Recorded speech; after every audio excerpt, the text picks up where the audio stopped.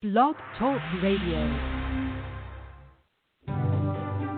Live from Washington, D.C., it's Quintessential Listening, Poetry Online Radio. Now, here's your host, Dr. Michael Anthony Ingram.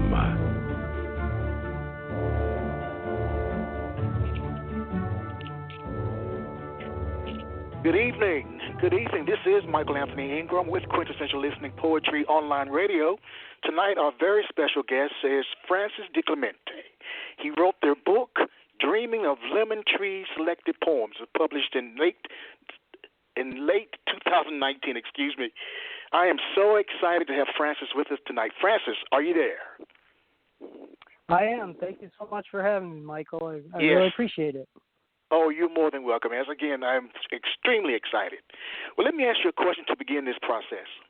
What is poetry?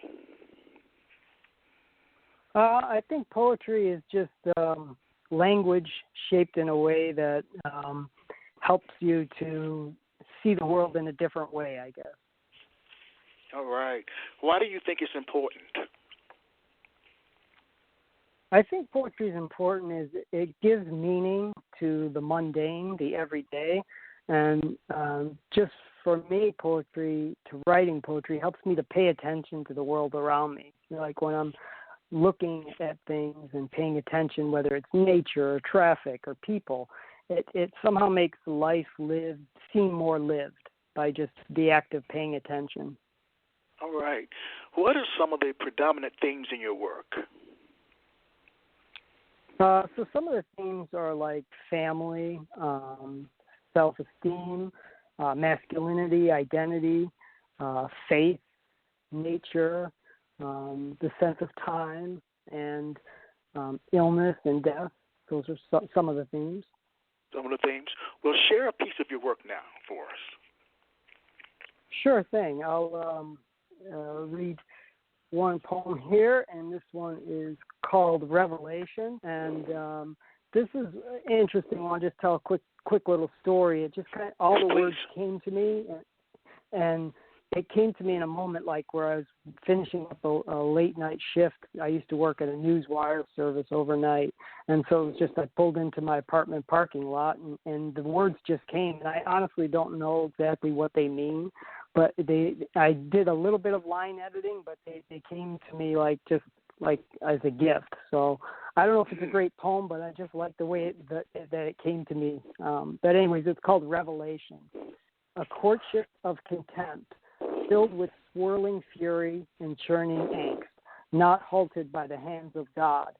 Zealous rituals express unwavering faith, and outstretched arms set hearts aflame. Trees topple under a crescent moon, a gleaming sight that carves the frost-burnt night, invoking stones to crush the gnarled root as fragments of identity rupture into paralyzing self-hate. End of poem. Wow. And that just came to you? Yeah, it just was like fortunately I had a notebook and paper with me because it just the words just tumbled out, Like I said, I don't really understand what it means too much, and there's probably too many adjectives in there, but I just like the way that they rolled off the page. All right, beautiful. Does it happen often that poems just come to you like that? Not usually, no. Usually what will happen is like I'll get an idea for a line, and I'll just start with a line, and then I'll just write it usually longhand and just, play with it and not try to self-edit anything and just let it come, and then I'll go back and edit it much later. But a lot of times it starts with an image. More often than not, it's just a line, a series of words, and then I'm off to the races. All right. Share another piece of your work. Okay, this one is called Stanwyck Street, and I grew up in Rome, New York, a small town in central New York, and this is like a childhood memory. It was like a lower-income neighborhood, and I really feel guilty about where a couple kids had ice cream cones and I didn't, and they were making fun of me, and so I threw some dirt on one of the child's ice cream cones. So this is called Stanwyck. It's called Stanwyck Street. All right. Okay.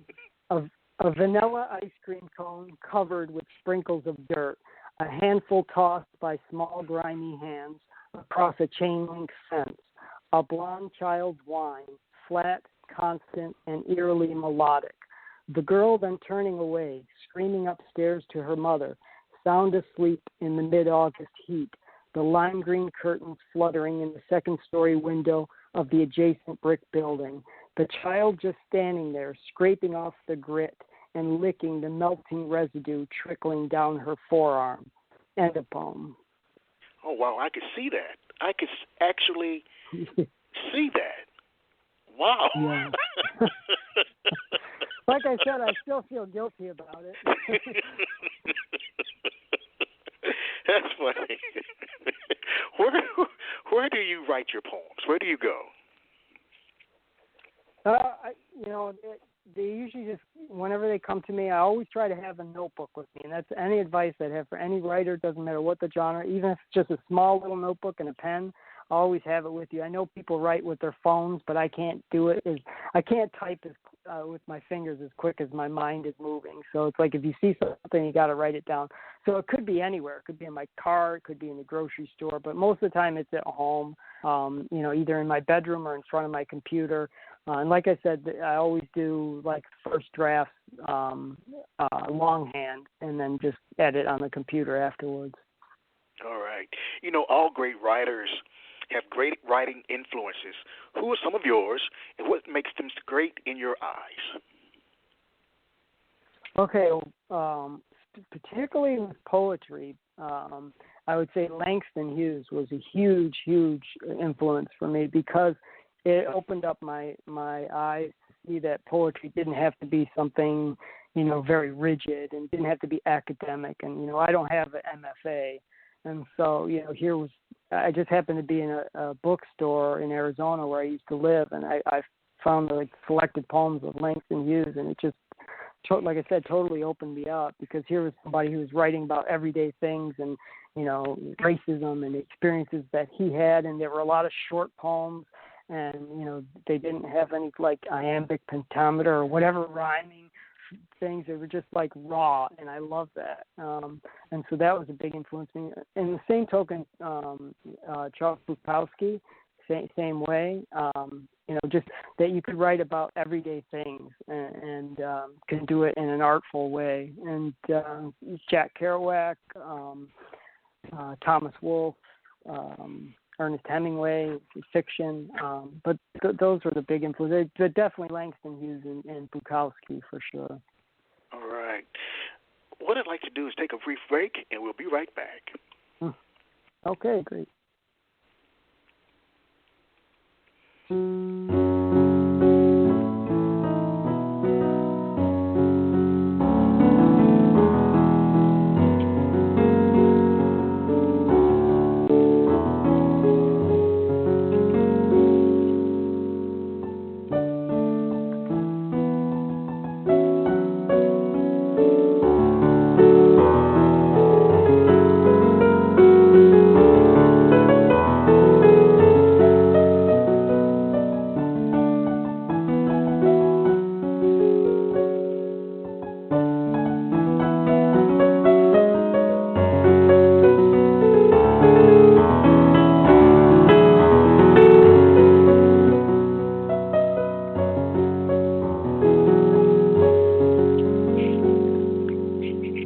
Back. My name is Michael Anthony Ingram. I'm here with Francis Diclemente.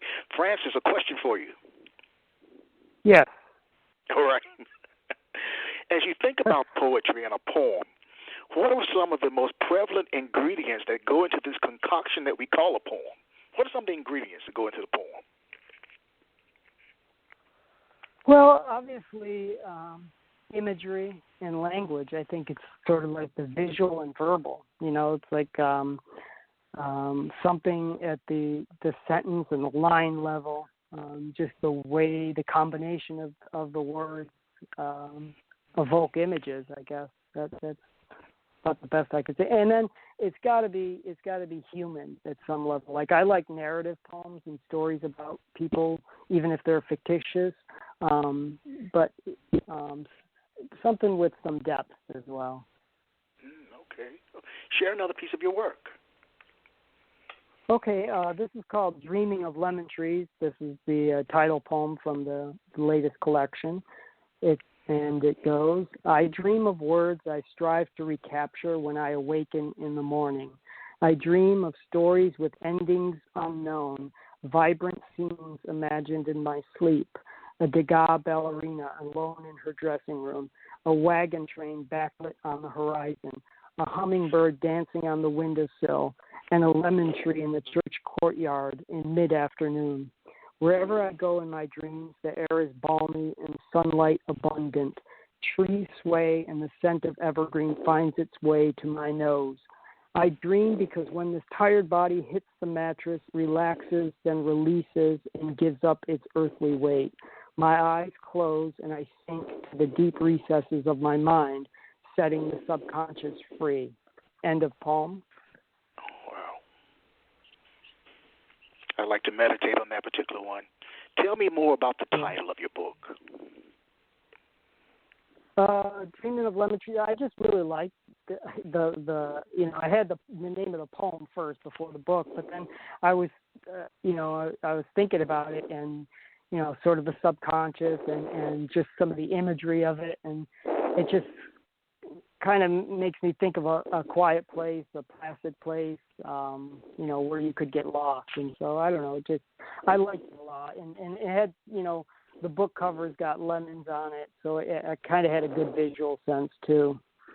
All right, very nice. When you think about writing poems and the title of different poems, of the poems that you write, what role should the title play in terms of developing the poem? What role should the title play of a poem? I don't know. That's not something I don't think too much about. I just sort of most of the time I get these ideas and I'm just trying to copy and paste the text as quick as I can just to get it down. And then once I at least have a first draft, then the title will usually come to me. It's usually not the other way around. I usually don't have a title first. It's usually like the poem comes to me and then oh wait, that's what it should be called. So. So if you had to give advice to a new writer, what would you say about titling a poem? I don't know. I would say maybe not to go with the obvious, and sometimes I feel like I do that, and so I should take my own advice. When maybe the obvious comes, then give it a second thought and think of what else it could be that maybe is clearer or has a little more depth. I don't know. That's a good question, though. All right. Well, share another piece of your work. I'm really excited about you being here. Oh, thanks. I'm having a great time. So this one's called good. The Bridesmaid, and it's an example of a narrative poem, a story-based poem, but it's semi-autobiographical, or not semi-biographical, but it's fictitious as well. When I was living in Phoenix, I knew a woman who told me that she was a bridesmaid. She was pregnant when she was a bridesmaid, and she just gave me the line. She said, I was the most adorable pregnant bridesmaid ever. So then I just came up with a story behind that, fictitious, like I said. And so it's called The Bridesmaid. The most adorable pregnant bridesmaid ever waddles down the church's center aisle, unable to hide her protruding belly. And with her feet swollen, her lower back sore, and forehead warm, she endures the ceremony standing on the altar beside this joyous couple. But she nearly passes out while posing for pictures in the lakefront park. Inside the reception hall, she almost vomits at the sight of shrimp cocktail and chicken Florentine. She orders hot tea and lemon from the top shelf bar and dines on rolls and garden salad. This single mom-to-be, though not merry, offers a smile when others turn to stare and bobs her head to the music as the guests hit the dance floor. She nibbles on a sliver of white frosted wedding cake and asks for guidance from her parish priest, wise old Father Meyer. Then the bride overthrows the eager females huddled near the dance floor, and the bouquet lands softly in the expectant mother's lap.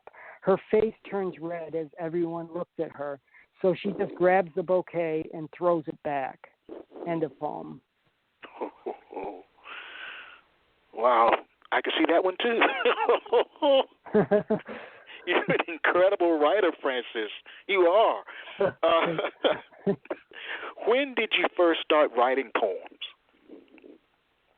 I think I started writing poems probably like in early high school, like maybe 9th, 10th grade, and they were just some of them rhyming, and some of them were like for like the school like literary magazine. And then, throughout college, I wrote poetry, a lot of bad confessional poetry. But really, I kind of got serious with it when I started working in journalism in the late 1990s. And so I was always working these crazy shifts. And I just wanted to do something creative on the side that, I maybe didn't have time to write a full novel, but I could, scratch out a poem here and there if I was sitting in my car or in between shifts or something like that. So that's when I started, and I kind of fought it for a while where I didn't want to be a poet, but it just seems like every time that I get an idea, the words come out as verse. It comes out as poem. Right. And this is the second part of that question, and you may have already answered it, but I just want to go into a little bit more detail.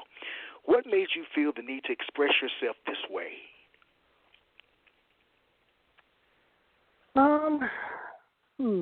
That's a good question. Like I said, it just seems like this is the way whenever my creativity takes shape. It's just in this form, I do a lot of different things. Like I do video production, and I do photography, and I write different genres, nonfiction.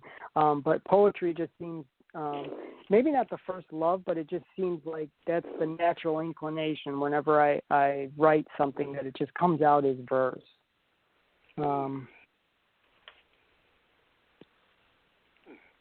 Well, share another piece of your work. Okay, and this is a autobiographical poem. When I was 15 years old, I had a brain tumor on my pituitary gland, so they had to have surgery, and so I had a scar from my ear to ear. And so this is a poem about that. I was 15 years old and recovering from that surgery. So it's called Post-Op Image, 1984. Sprawled out on my mother's bed, I hear chunks of ice falling from the roof and a city snowplow rushing past our house. I tilt my neck to glimpse at the wooden crucifix perched above my mother's head and feel my putting green hair and surgical scar meandering from ear to ear. I then pester her with a flurry of questions from her Daniel Steele book. She delivers no rebuke, though, but merely clasps her nut-brown rosary beads and brushes them gingerly against the disfigurement. End of poem. That must have been a difficult period of time, Francis. Yeah, it was. But it was, something you dealt with growing up, and so that's a big theme of a lot of my work too. I understand. Well,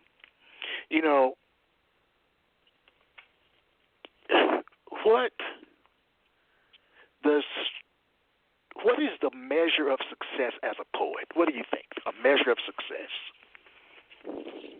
It's certainly not money. Okay. Because what is it? That's a good question. I think what's really hard with poetry and with any writing is just because you have the desire to do it doesn't mean you're going to be any good, and doesn't mean that people are going to want your work. Nobody's really clamoring for my poems anywhere. So it's like most of the time they get rejected.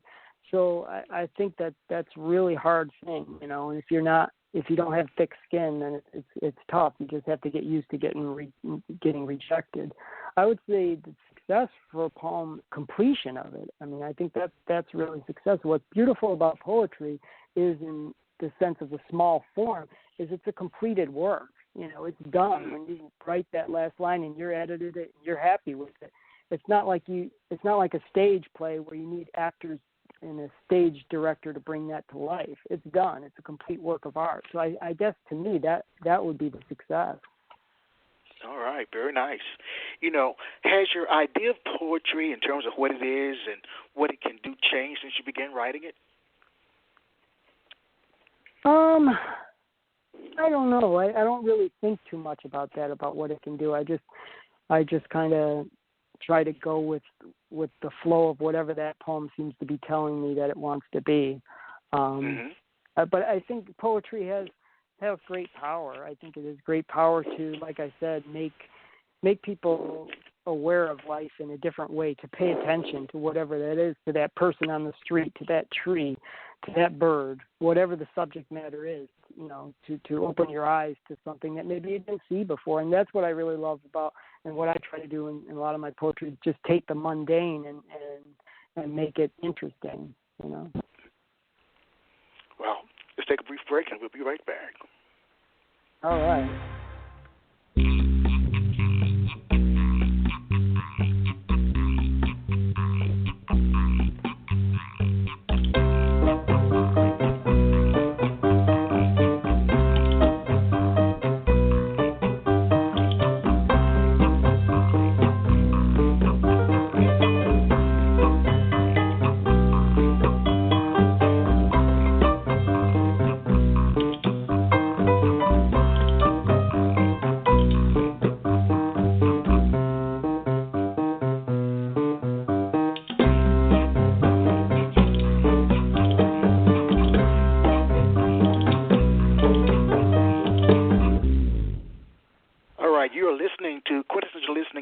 Online Radio.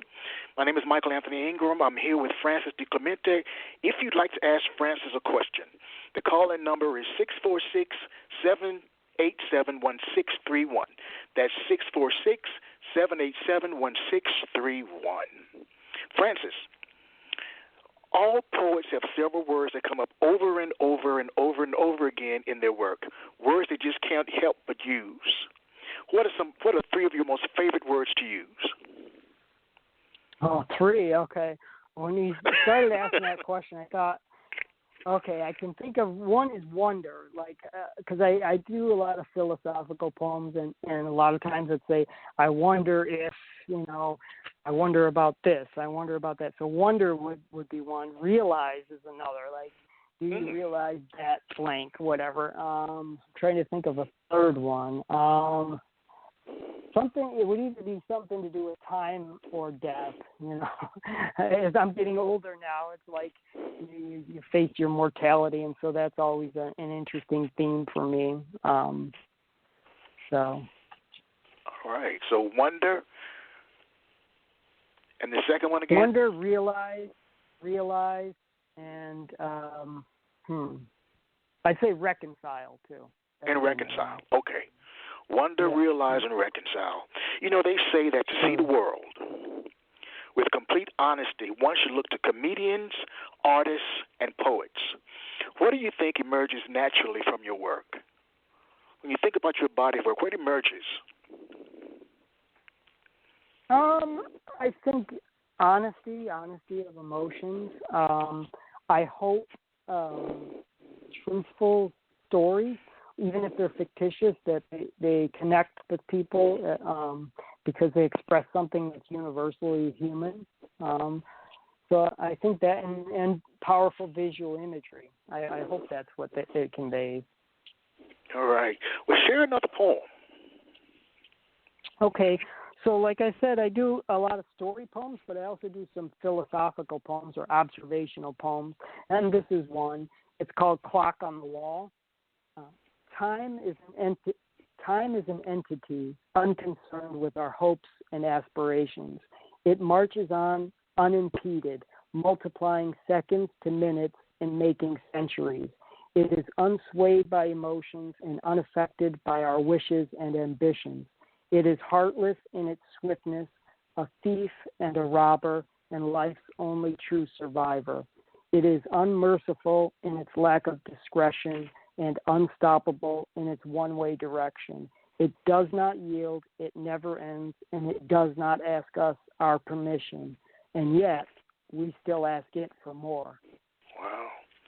As you think about your poems, and you think about your career as a poet, what makes a poem good?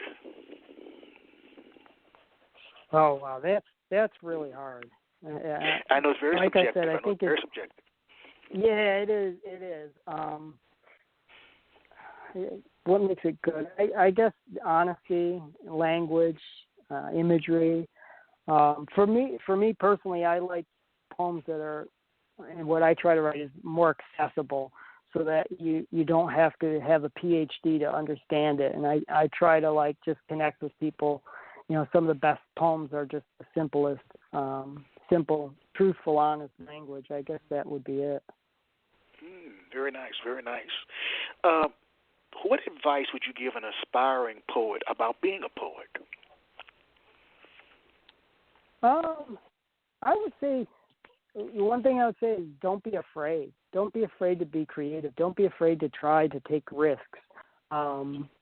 Just, you know, if you have a feeling for it, take advantage of it. If you get an idea, write it. You know, and that would be like more technical advice. I would say don't self-edit yourself when you're doing the first draft of anything, any type of writing. Just let it all come out and then edit it later on. So that would be it. But I'd say don't be afraid. Go for it. You know, with poetry, hard. Like I said, you face rejection because there's only so many publications available. But don't let that stop you. You know, go for it. And everyone's voice is important. Share another piece of your work. Okay, this is a narrative poem about growing up again in Rome, New York, with my Italian grandparents. And it's got one slight profanity, but it's not too bad. So no problem. It's called The Shed. It's called The Shed. Independence Day, late 1970s, Rome, New York. Whipped cream clouds smear a powder blue sky while carafe of Chianti and dreams of waltzing down Bourbon Street. The DeCosti family gathers on the patio with Uncle Fee roasting sausage and peppers and Nana dribbling olive oil over fresh tomatoes, then adding alternating pinches of basil and parsley. Inside the backyard, bordered by overgrown hedges, the rambunctious cousins wham wiffle balls with a thin banana-colored plastic bat, evoking the hollers of Grandpa, who watches out for his mint-green aluminum shed, situated perfectly in left center field, serving as our own green monster. And when we get a hold of that little white ball, it smacks up against the aluminum obstacle, clashing like two marching band cymbals in a halftime show. And with sweat coursing down his neck, Grandpa barks out his familiar line under the patio awning. Son of a bitch, keep that goddamn ball away from my shed. But Nana is always on our side and cancels out his power and keeps him in check. Fiore, you let those kids play and mind your mouth, she says. Grandpa abandons his no-win cause, turns up the volume on the Yankee game, and pours himself another glass of red wine. He watches quietly as the shed stands erect in the late afternoon sun, sacrificing its facade for our slew of ground rule doubles. End of poem. Wow. Where do you hail from, Francis? I'm small town in Rome, New York. It's about like 30,000 people. It's located east of Syracuse. It's called in the Mohawk Valley. It's a very historical place. It was the place of Fort Stanwix, which was a British. It was a colonial bastion that fought against the British during the Revolutionary War. So it's blue collar, industrial. Back in the 50s. You know, it's a much different city now, but yeah, upstate New York. Right, all right. You know, writers and poets write for a myriad of reasons.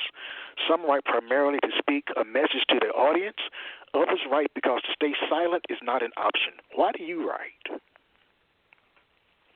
I mean, I write because it's a compulsion. It really. I mean, I can't think of not writing. Ever since I was a kid, this is always I've done. In fact, I wish I had a different hobby, to tell you the truth, because I obviously don't make my living writing. It's like I work for full time, but just do it on the side. But I wish I had like other normal hobbies like fishing or golfing. But you know, just all the spare time that I have, I end up writing. You know, it's just I can't not do it. So you write also nonfiction as well, short stories, right? Yeah, like essays. I'm working on it's much work in progress, and I have a long way to go on it. But I'm working on a memoir about the time of my my brain tumor and growing up, and so I'm working on that now. But yeah, I write plays and other stuff too, but primarily poetry. Primarily poetry. Share another piece of your work, yeah. Francis. Okay, let's see real quick here. Okay, this is another shorter, more philosophical poem, and it's called Rules of the Game. Life moves forward. Its path cannot be amended by thought or word, action or design. Life goes, and we must follow along, or else trail behind. No other choices are given. We will be hurt, and it's unavoidable, as our minds, bodies, and hearts endure the passage of time. Loved ones will vanish. We too will perish, and our parents impart this truth to us. Looking at it objectively, we exist only to die. Yet in order to appreciate the ride, we must learn how to go on living without hating the rules of the game. End of poem. Without hating the rules of the game. Wow. Yeah. I'd like to know more about Dreaming of Lemon Trees. Tell us more about your book. Okay, so chapbook. It's the Dreaming of Lemon Trees is like a collection of selected poems from 3 chapbooks that were published by small indie presses. The first was in 2010, and that book was called Outskirts of Intimacy. The second one was in 2012, that was called Vestiges, and the third one was in 2013, In Pursuit of Infinity. So I looked at all 3 of those, and I thought, because they were just small chapbooks without a lot of a large press run, I thought it would be great to collect them into a full-length collection. So I went through them, and I selected the ones that I really liked, and I edited them again, and it was published by Finishing Line Press in 2019, and so the book is available on Finishing Line Press's website. So that's it. Is it also available on Amazon? It is not, and that's, it's a small press, and so I think the press run was only like 50 copies, but it is still available right now. All right. I want you to answer this question. If you had to convince a friend or colleague to read your book, what might you tell them? I think I'd tell them that, even if you don't like poetry, I think there's stories in there and images and thoughts and emotions that you could connect with, that anybody, if they're human, feels a lot of the same things that I write about, like time and death and family. So I think, you could connect with that. And hopefully, the language, would be something that you'd be interested in and the stories. And I guess that's what I would say, is that it's accessible. It's not like you have to have an MFA to understand it. Well, I plan to purchase a copy of your book because it sounds fantastic from what I've heard so far. Oh, great. Thank you. Have you had an opportunity to do book signings yet? Not really. I really haven't. I've done a couple small readings, but nothing too much, really. All right. Well, if you had an opportunity to visit different places, cities or countries, where would be on your book tour? Oh, well, that's easy. My favorite would be Los Angeles, just because I'm because I'm a huge movie fan and I love the old film noir and old Hollywood. So that for sure would be where I'd want to go. And New York, I'd love to go to New York, and D.C., of course.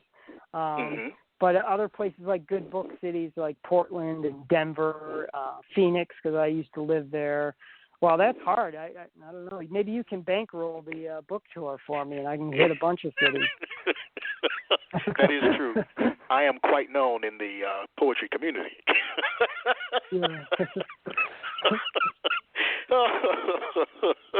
Do you think that you were meant to be a poet? I I do, and I say that's the first thing that popped in my head. I didn't try to self-edit my answer. I do, just because of the way these things come to me, and waking me up at night and making me run to my notebook and write these things down. I do. I don't know. It just feels like that's what I was meant to do. All right. Do you have a writing whether it's any good or not is a different story, but. Well, it all sounds good to me. I love your work. Do you have a writing group, a community of writers that you share your work with? And who are they? Yeah, there's a good poetry community in Syracuse here. There's a downtown writer center that's based at the YMCA, and so I've gone to events there. I read there once. There's another group that's called the Palace Poetry Group here in Syracuse that meets the first Thursday of every month, and I've been to a lot of those meetings too. But I haven't done that much. I have a young toddler who's 4 years old, so that takes up a lot of time too. Mm-hmm. Share another piece of your work. Okay, this is another narrative poem, but like the first poem I read, Revelation, the words just kind of came to me, and I didn't really make it. I didn't have to think too much about it, and I was trying to be a little bit whimsical. It's a weird topic because it's about the death of my dad, but you'll understand it when I read the poem. It's called St. Peter's Cemetery. I extend a hand to touch an angel trapped in marble. Its face is cool and damp like the earth beneath the slab. I pose a question to my deceased father, knowing the answer will elude me. For his remains are not buried in this cemetery, but instead rest on a shelf in my sister's suburban Ohio house. End of poem.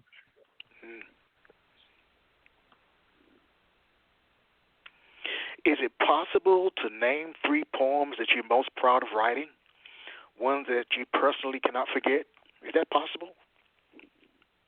Yeah, I would say the first one I read, Revelation, just because it was a gift to me, like I said. Yes. Then the one, the Stanwyck Street, about the ice cream cone, because I really like the imagery in there, and the story of it. And I would say the other one, The Bridesmaid, just because I took the kernel of something that was true, and then used my imagination to make something more out of that into a piece of fiction. Now, are you on social media? Yes, I am. I'm on Facebook, Twitter, Instagram. On Twitter at Fran Diclem, so like Fran Diclem. Yep, at Fran Diclem, and then Francis Diclemente on Instagram and also on Facebook. Share another piece of your work. I really enjoy hearing you read. Great. So this is called Stadium Nights, and this is just about being a high school kid during the football season in fall, which was always big in upstate New York. So it's called Stadium Nights. Friday nights in central New York. Crumpling leaves of bursting gold and breathing in the October cold as a pigskin spirals tight and and shadows collide under stadium lights. Small town pride surges like an offensive line, bursting open a gaping hole, springing the halfback en route to the chalk-lined goal. And fathers perched in the stands holler until hoarse and reminisce about the glory days when they wore the jerseys, bloodied and mud-caked, and walked with shoulders back, receiving cheers as Friday night gladiators. Under the bleachers, first-time kisses are punctuated with quivers and giggles in between swigs of peppermint schnapps. Holding hands means everything, and halftime comes far too quick. The curfew looms as the scoreboard clock winds down. Just 5 more minutes, you say, then head home grudgingly. End of poem. Does writing energize or exhaust you? Energize, for sure. Tell me more. Yeah. It's just, I don't know, I just get excited, when I'm working on something and, just to be able, I usually write early in the morning before work. So just knowing I have something to look forward to write, and to work on. I just love it, you know. And then finally seeing it to come to fruition with the completed the work, you know. Now, do you think that someone could be a poet if they don't feel strong emotions? I don't know. That's hard to say. I guess it's hard to say because maybe what they do in their waking life, apart from writing, is different. You know, so maybe they are reserved or shy or something. But I don't know. Somebody who has some mad skills to come up with verse, maybe they don't need to be emotional. Maybe they have different type of poetry. Maybe they have stuff that's understated or stuff that's, more story-based or just unbelievable language, So I don't think poetry doesn't restrict anybody. Wow. Well, on that note, let's take a brief break and we'll be right back. Okay.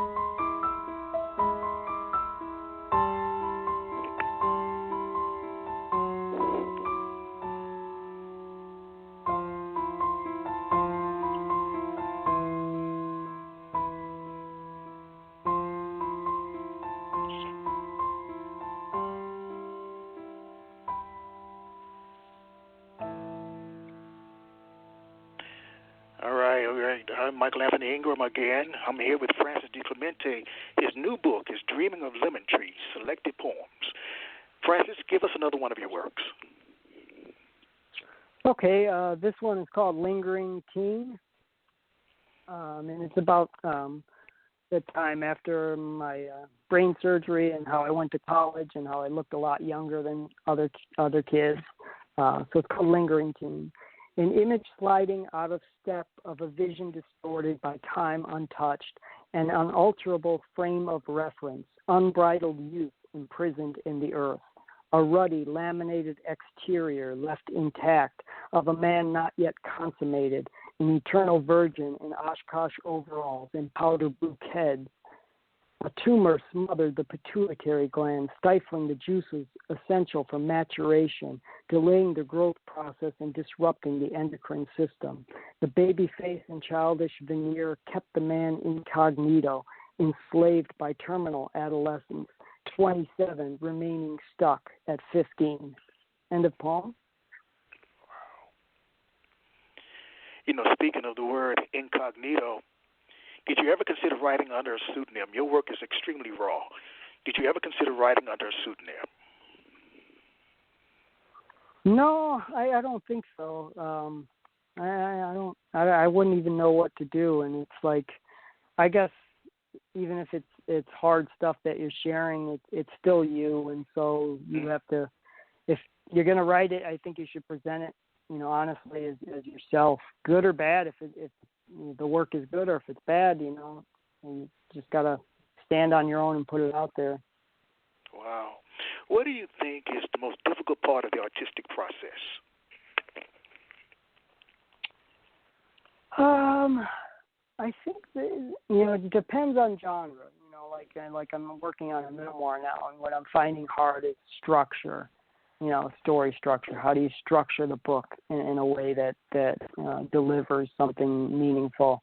So I think that's always the hard part, is like taking it from the idea, the concept to completion, and getting that first draft out, whatever it is, to get that first draft out and just keep everything in there like a big pot boiling over and just keep throwing things in there. And then from that stage to figure out how you can work it into something that's publishable, I guess. Mm-hmm. What about the easiest part of the artistic process? I don't know the easiest part of it. I don't know if there is an easy part. Okay. I don't know if there's. I'd say the most important is just showing up and doing it, and working at it. Effort is everything to me. Wow. Give us. I'm just just overwhelmed by your work. So I'd like to hear another piece before we go. Okay. This one is another more philosophical poem. It's called 1111, and it's the number 1111. 1111 strikes twice in one day, AM and PM, a fleeting period lasting 60 seconds when four numbers of the same kind, clones of one another, become aligned. Uniformity achieved in the crimson glow of a digital alarm clock. 1111 disrupts the flow of time, impeding its steady, persistent march, thus opening a portal to the past, like a curtain pulled back from which thawed memories ooze forth. But when 1112 hits, the door to the past snaps shut, and the present regains command, ticking, ticking, ticking in pursuit of infinity. End of poem. So much is happening in the world right now.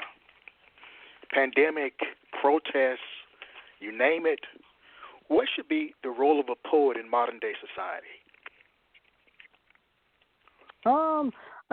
Especially in those circumstances, I would say to be a witness, but a witness to humanity, a witness to nature, to just pay attention to what's outside you, and a lot of times to look out from yourself, and that's something that I try to do now, where a lot of my poetry was more inward before, and now it's trying to look outward more.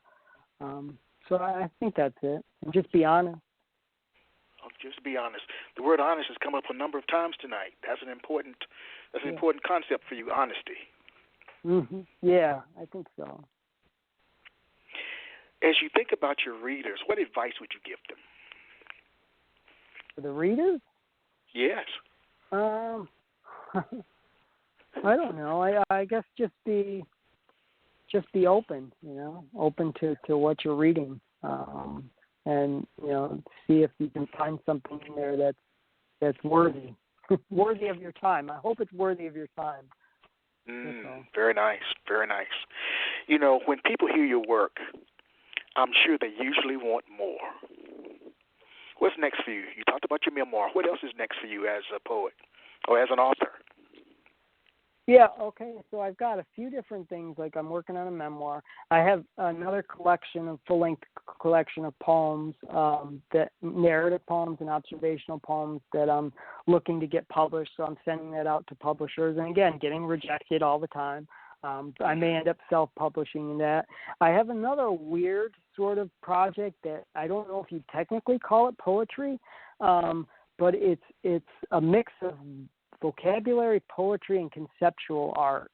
And what it is a series of vocabulary words, like two words together that maybe sound the same, have similar meanings. So I just collected them all. So like an example would be different and diffident. And so it's a collection in large block letters of these different words, like lonely and lovely. It's just, I don't know. I'm just always been like a vocabulary geek. So that's something that I'm working on too. Now that sounds fascinating. We're going to close out. But I'd like us to end on a positive note with one more of your poems, if that's okay. Okay. Sure thing. This is a real short one. And again, like the very first one that I read, it's the same sort of thing. The words just came to me. I don't quite understand everything that they mean. It's very short. It's called Inaudible Expression, sigh emitted, arising and then dissipating, but remaining forever unheard. The echo of a soul reverberating in resignation of the inexorable. End of poem. Well, I want to thank you, Francis, for sharing your work tonight. It's incredible work. And if right now, no one knows you, in quotes, they will, because your work is incredible. Thank you so much. I've enjoyed listening to it. Dr. Michael, I appreciate it. Well, hey, Dreaming of Lemon Tree, Selected Poems is available on Finishing Line Press. Please check that out. you will be yes. so rewarded. And also, I by checking it. I also have my website, francisdiclemente.com, where you can find out everything. Okay, francisdiclemente.com. So to our listening audience tonight, I'd like to say thank you, and make sure you tune in next week. All right, good night, everybody. Good night, Francis. Good night. Thank you. All right.